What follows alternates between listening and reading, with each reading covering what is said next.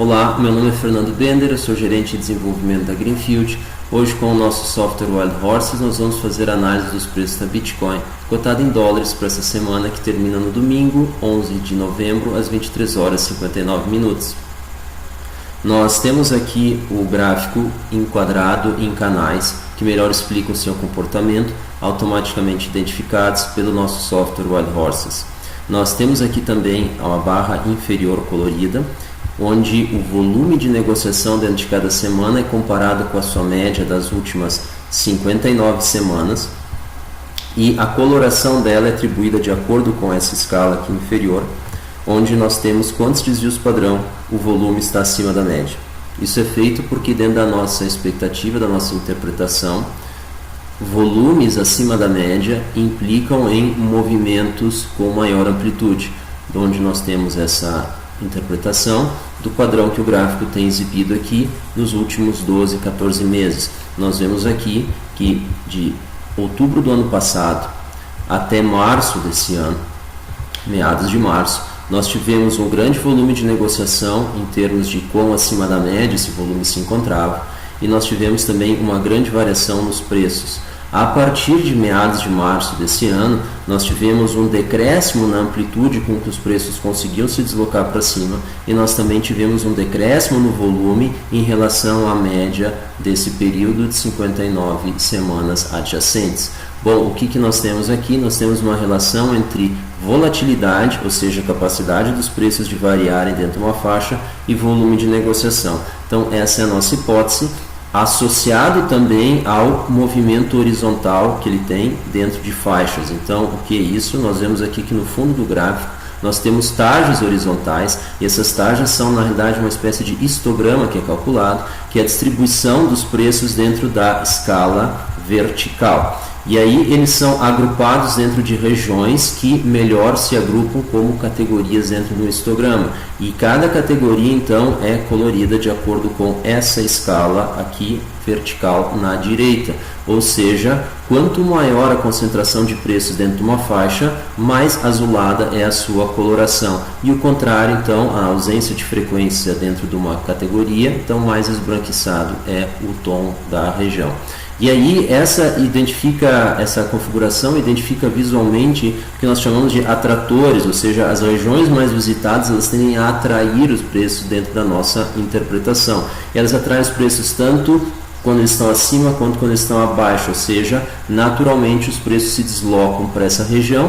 Ao contrário, para deixar essa região eles precisam de volume. É por isso que nós combinamos essas duas análises para dizer que a região atual ela tende a reter os preços, exceto se nós tivermos volume, que é o que aconteceu claramente aqui, por exemplo, ou mais recentemente aqui em agosto. Então, os preços podem deixar essas regiões, evidentemente que sim, mas não sem volume.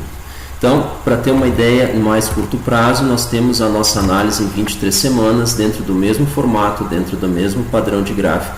E aí nós vemos aqui que nós estamos dentro de um canal de baixa, os preços têm uma faixa aqui um pouco mais estreita, essas regiões aqui são todas elas redesenhadas com uma perspectiva de 23 semanas, e aí nós vemos que os preços podem ficar logo acima dos 6.000, em torno de 6.100 aqui pelo fundo dessa faixa, até 6.500, né?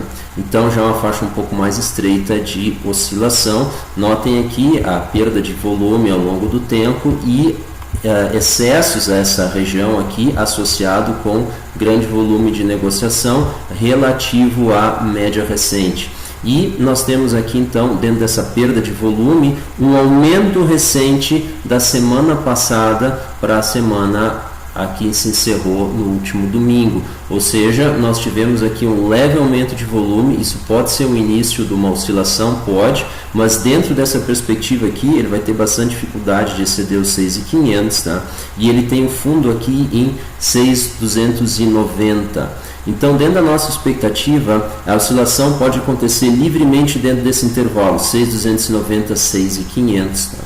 Onde, mantendo-se essa faixa, permanece a tendência horizontal dentro desse gráfico aqui. Perdendo esse 6.290, ele teria aqui o fundo em 6.173, em meados de junho, para respeitar, para continuar uma oscilação, porém com uma faixa mais estendida. E aí, perdendo sim esse fundo aqui, bom, aí nós reingressamos dentro de uma tendência de baixa, e aí nós perdemos sim nossa capacidade de se deslocar horizontalmente. Tá?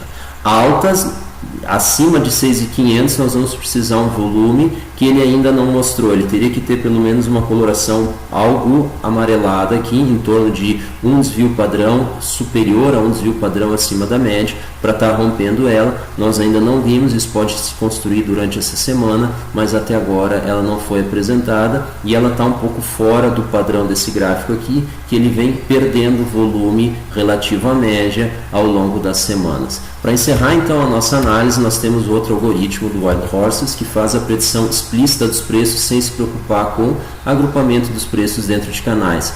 E aqui o que a gente vê em preto são os fechamentos semanais, em cinza as nossas respectivas predições, ou seja, é uma backtesting cego, ou seja, quando essa predição foi feita não se conhecia esse fechamento. Quando essa predição foi feita, não se conhecia esse fechamento. E dentro do horizonte aí de 12 semanas, nós com o modelo de primeira ordem, nós estamos aqui com um erro de 3,20% no fechamento semanal. E nossa predição atual está em 6.369 dólares para esse domingo, dia 11, às 23 horas e 59 minutos, que corresponde a esse ponto aqui, dentro do intervalo admissível de 657 a 6.571, que está representado por esse segmento de reta aqui.